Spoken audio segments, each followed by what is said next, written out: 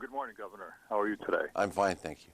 A couple of questions. We'll make them quick. If you were president, and I'll incorporate the second question, if you were vice president, would you be willing to go to Iran or send a mission over there to talk directly with the leadership in Iran to resolve the problem around their nuclear development program and their part in the Middle East issue? A second question would be, there's a grassroots movement to bring the veterans home to the states where they came from Washington, to be in the hospitals, veterans hospitals, and local public hospitals, and deal with their paperwork there so they could be close to their families and honored by the states that they came from to bring them back to health and bring them back to their communities. Thank you. Well, I like both your ideas, yes. And I would tell you who specifically I would send to Iran if I were president, a Democratic president. I would send former Secretary of State James Baker, a Republican, a distinguished Secretary of State who headed with Lee Hamilton the Iraq Study Group and said, we have to engage Syria and we have to engage Iran if we're going to resolve the Iraqi situation and make the Israeli-Palestinian situation better. And I would say to the Iranians, look, in this negotiation, you cannot develop nuclear weapons, period. And there'll be consequences if you do that. But at the same time, perhaps there's a way that European countries, the United States, can assure you a civilian nuclear capacity, nuclear power, an assured fuel cycle, and ways that if you get out of Iraq, stop messing around there, that we can all live in relative stability in the region and respect each other. We don't have to like each other. So on the second point, I like what you said. One of the big problems we have is that the veterans' benefits, veterans' health care seems to be very, very centralized in Washington. It seems to come from a huge bureaucracy that I want to make more efficient.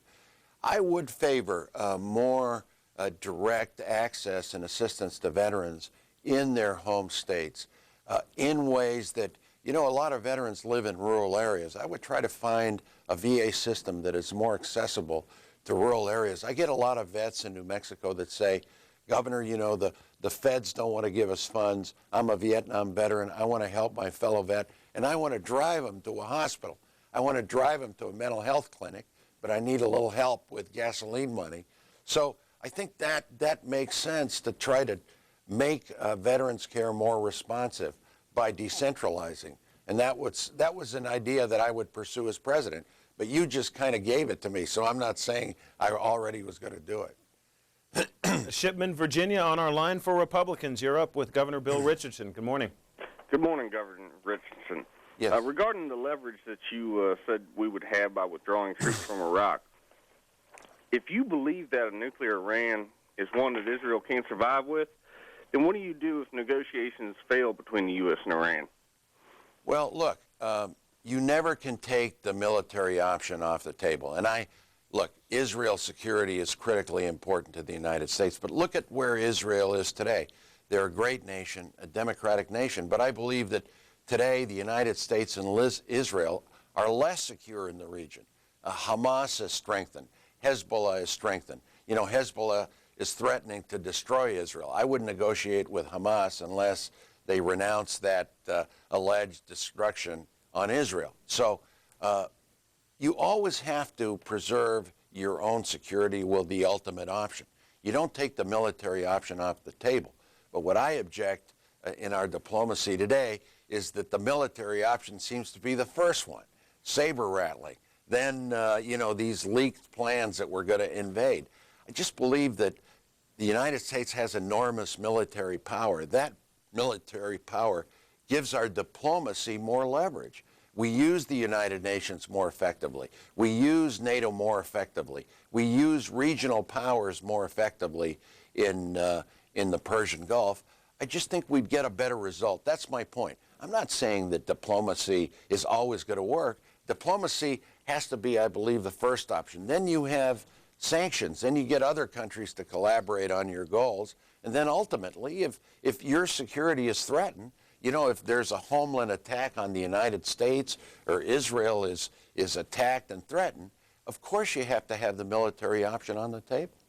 Next up is Las Lunas, New Mexico. Good morning. Good morning, Rob, and good morning, Governor. Good morning. My question is, and thank you very much for your great support for our veterans in the state. You're doing a tremendous effort in that point. My question is on the negotiations. The poorest of Iraqi persons supported al-Sadr when he first came onto the scene. Should the negotiations started with him when he first came onto the scene? And now that he's a big player, I see no future of negotiating with that individual. But he does support the poorest of Iraqis. In your opinion, sir? Thank you, and I'll hang up. Well, this gentleman's very accurate. You know, you've got some terrorist elements that it's difficult to negotiate with individuals that seek our destruction and hurt our troops. I believe that a withdrawal, but you use that leverage of the withdrawal wisely, and you bring the various elements. See, this is why you have to bring Iran and Syria that have a lot of control, especially Iran, over those most dissident, negative elements in Iraq. And you say to everybody, our goal should be stability. Let's end this war. Let's give Iraq a chance. Let's divide power in the country so that the three ethnic groups that are the part of Iraq have a say in the future. Let's maybe have another election, but let's have ways that oil revenues, power of all the ministries, public works, energy are divided up. The U.S. can do this. We have the leverage in the region. We have the power. And so you use that power to try to bring a solution that I can't guarantee it's going to succeed, but I can guarantee a good, strong effort if I pursued it. I know the region. I can bring people together.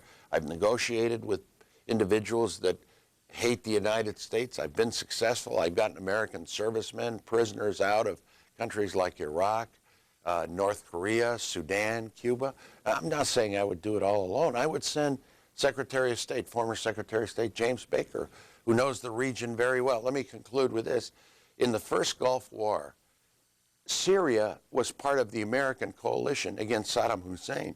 James Baker, the Secretary of State then, went to Syria 11 times to try to get Syria behind us. We succeeded. That's called diplomacy. And that's what I would do. Yet today we don't even talk to Syria. We have an ambassador there, but we say, well, we're not going to talk to them. They're bad people. You can't conduct diplomacy that way. Ohio on our line for Democrats. Good morning.